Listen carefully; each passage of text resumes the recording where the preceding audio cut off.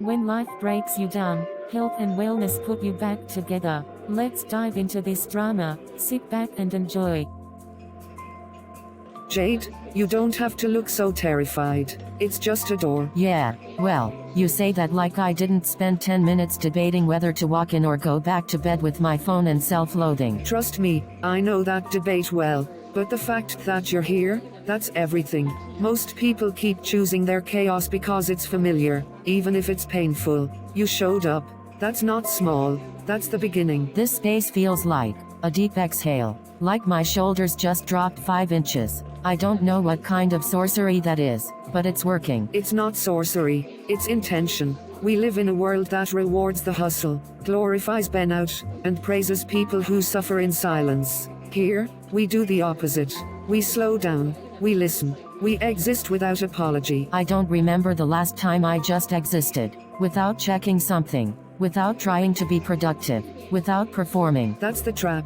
Productivity became our personality. We internalized that our value equals our output. But wellness, real wellness, isn't about being efficient. It's about being honest. And that starts with stillness. It's weird. I'm sitting here, doing nothing, and I feel guilty. Like I should be answering emails, or running errands, or making up for this lost time. That guilt, that's conditioning. We've been trained to believe that rest is a reward, not a right. But what if I told you that your nervous system, your literal body, is screaming for pauses like this? Rest isn't lazy, it's repair. You are allowed to exist without constantly earning your place. That sounds beautiful, unrealistic, but beautiful. I want to believe it. I want to believe I can exist without always proving myself. You can. It takes unlearning and patience. But let me ask you something, Jade. How long can you keep living like you are now, on edge, anxious, exhausted, chasing everyone's expectations but your own? I don't know. I keep telling myself, just get through this week. But it's been 3 years of that. I don't even recognize myself in the mirror anymore. That's because your nervous system recognized safety. Most people live in fight or flight all day. Emails, phones, traffic, expectations. Even rest becomes performative, scrolling on the couch while our cortisol's still sky high. Here, we practice something different. It's not about fixing, it's about listening. I honestly don't know how to listen to myself anymore. It's like there's this constant noise in my head. Deadlines, pressure, guilt, self-doubt, even my body, when it hurts, when it's tired. I just push through. I drink another coffee and pretend it's fine. Because if I stop, even for a second, I'm afraid it'll all fall apart. I've lived that life. 3 years ago, I was working 12-hour days in tech PR, managing a team of 12, traveling non-stop, and smiling through panic attacks. My hair was falling out. I couldn't digest food. I didn't sleep. Jade, I collapsed. And like you, I thought stopping meant failure. But the truth is, slowing down saved me. I didn't need a vacation. I needed a new way of living. You move differently, slower, but not lazy. It's like, everything you do is with purpose. I don't think I've done anything with purpose in years. I just react, wake up late, rush, hustle, crash, repeat. That's not living, that's surviving. We confuse movement with progress. But sometimes, stillness is the most powerful thing you can choose. I honestly don't know who I am outside of work.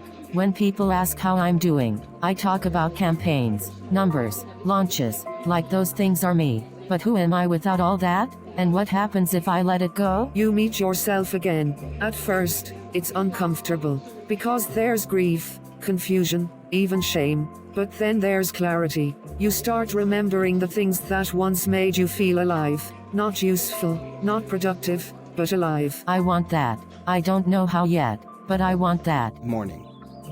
You must be Jade. I'm Leo. I used to run HR for one of the biggest banks in the country. Now, I teach people how to breathe. Funny how life works, huh? Wait, you quit corporate? I had to. My body quit first. Chronic migraines. Gut issues. I was living off stimulants and suppressants. My doctor gave me a prescription. Instead, I took a sabbatical and learned how to feel. Now I guide others through the same. I'm scared to feel. What if there's too much there? Anger, sadness, regret. What if it overwhelms me? Then you let it. You let the storm pass. And I promise, you'll still be standing on the other side, stronger, softer, and more you.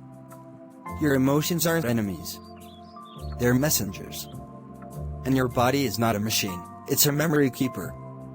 When we move with care, we let the stuck stories release. That's what the reset room is for. This isn't about yoga or meditation trends. It's about recovery. Restoring the connection between your mind, body, and breath. Take a deep breath in. Let it be slow. Let it be full. Now hold. And release. I don't remember the last time I felt silence like this, not just around me, but in me. That silence is sacred. It's where healing begins. Thank you, both.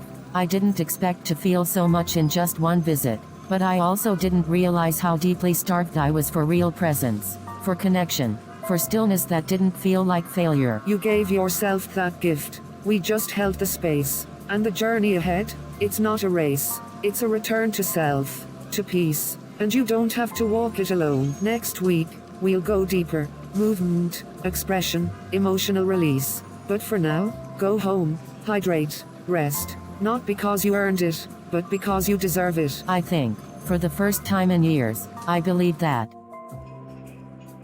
How are you feeling today? Lighter, but also heavier. It's weird, like, breathing feels easier, but remembering everything I've ignored feels like dragging a suitcase filled with memories I never wanted to unpack. That's the paradox of healing. You open the door for peace, but grief walks in too. And that's okay. Grief doesn't mean you're broken. It means you're brave enough to feel. It's like I'm finally meeting the parts of myself I buried under I'm fine, especially when it comes to my mom. I've never said this out loud, but she didn't hurt me with fists. She hurt me with silence, and it still echoes. This space, it's about truth. And sometimes truth sounds like pain before it becomes freedom. Today, if you're willing, we're going to speak to the weight we carry, the wounds that shaped us, and maybe, just maybe, leave some of that weight behind. Okay, but I might cry. Then you're doing it right. Let's start with this prompt. Who is someone whose love you needed, but never truly received?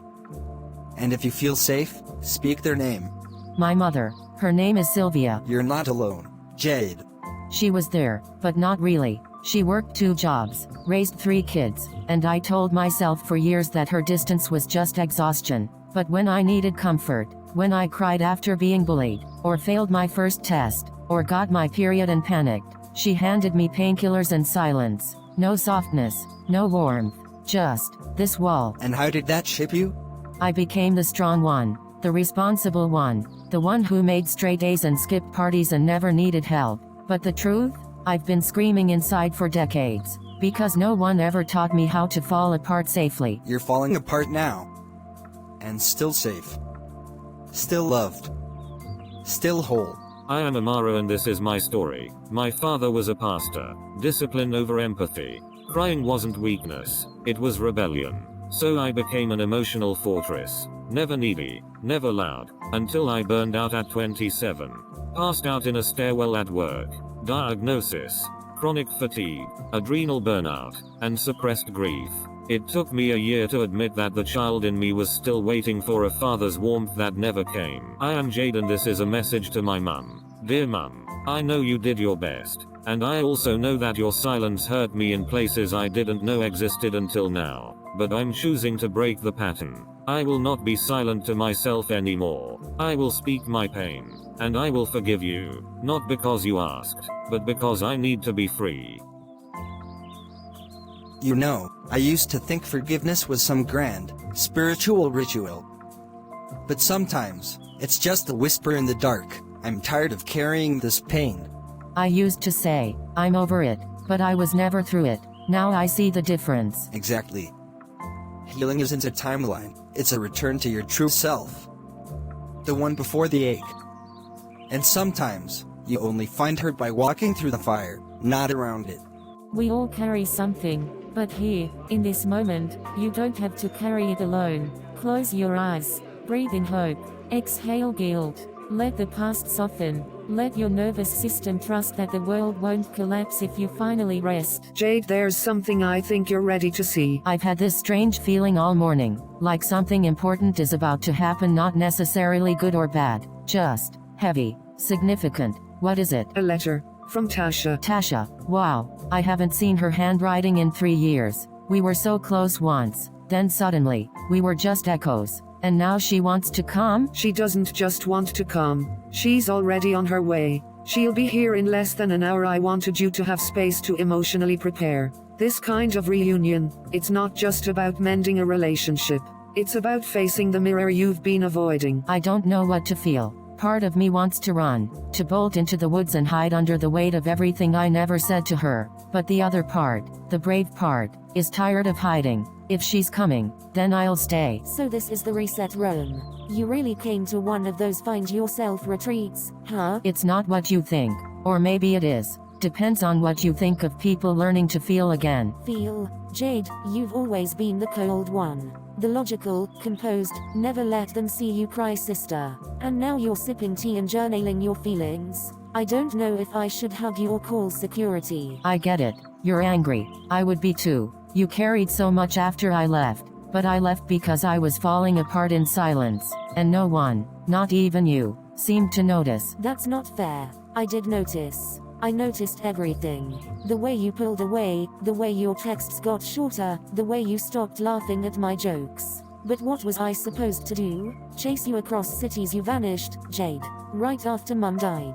You didn't even show up to the funeral. Because I couldn't stand in a room filled with condolences I didn't believe in. Because I was drowning in guilt and grief and rage. And I thought if I stepped into that church, I'd scream. So I hid. I hid in therapy sessions, in this retreat, in my own head. And I know that's not okay, but it's the truth. You know, I spent so much time being angry at you, but underneath the anger, there was this ache, this longing for my big sister to come back. You were the anchor. Even if you were cold, you were steady. And when you left, I didn't just lose Mom, I lost you too. And I kept waiting for a sign that it was okay to reach out. But then I thought, what if I was the villain in your story? What if you were better off not hearing from me again? You weren't the villain. You were just lost. And honestly, I was too. I drank more than I should have. I overworked myself. I said things to people I regret.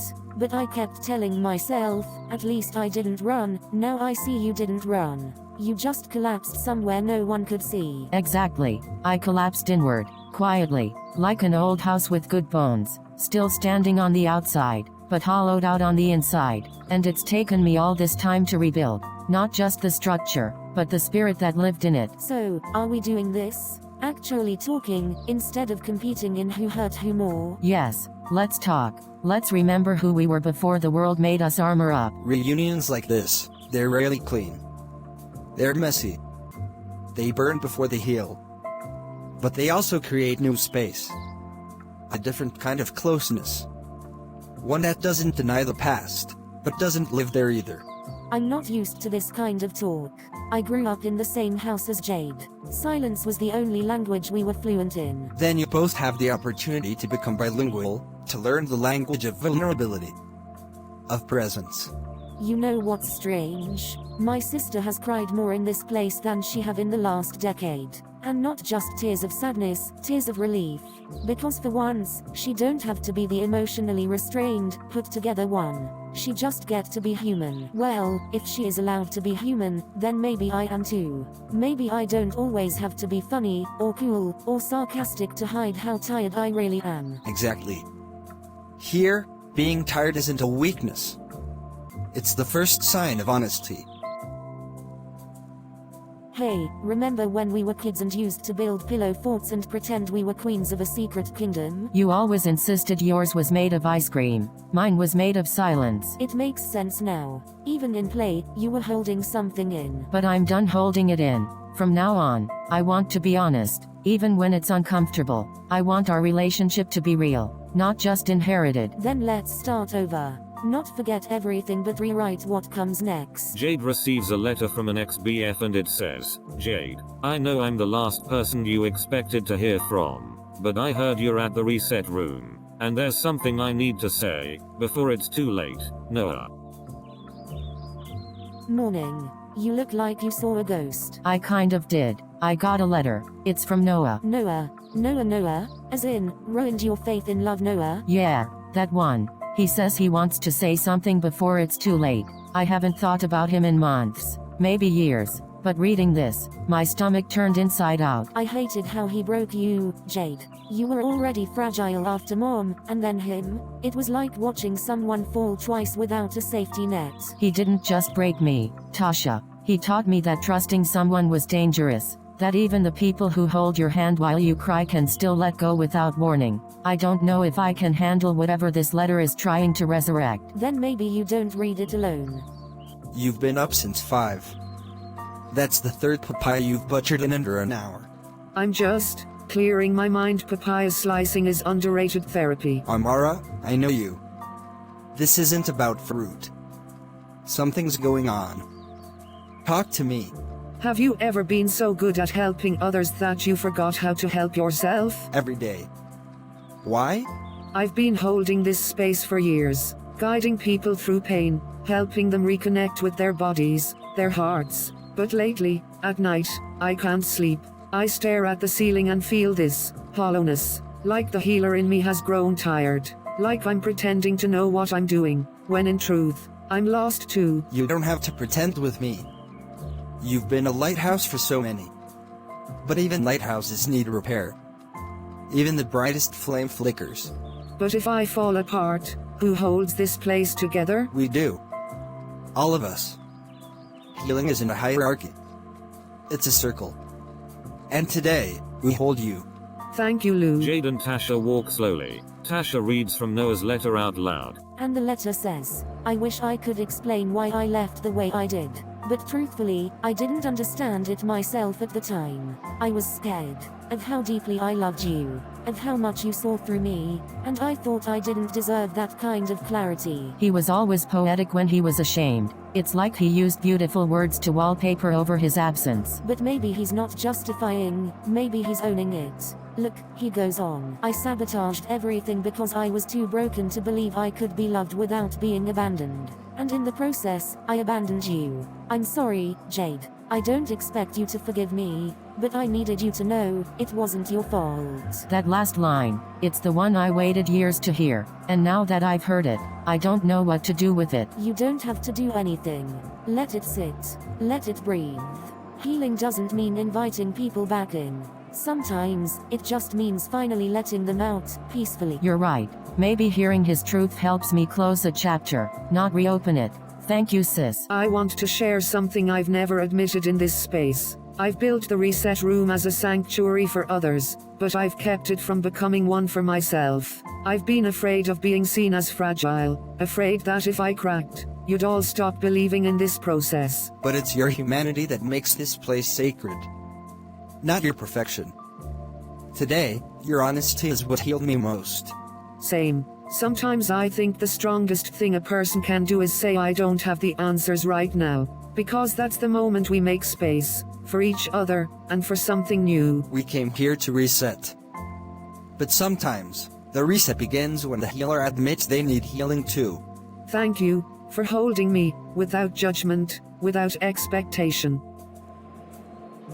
This week, I confronted my past, my fear of being unloved, and the voice that told me I had to be strong alone. And in that mess, I found something unexpected. Grace, not from anyone else, just from myself. And I found my sister again, not the version I used to know, but the one I never got to meet until now. And I found that even when the healer breaks, the healing doesn't end, it just becomes more real. You were out here before the sunrise. Couldn't sleep? I kept dreaming about the summit invitation. I should feel honored, but instead, I feel sick. Speaking to hundreds of people about healing when I'm still untangling myself from guilt? It feels dishonest. Dishonest? Or vulnerable? What if I stand on that stage and freeze? What if I'm asked something I haven't healed from yet? People don't want raw, they want polished, packaged, post-trauma with a bow on it. But that's the problem, Jade.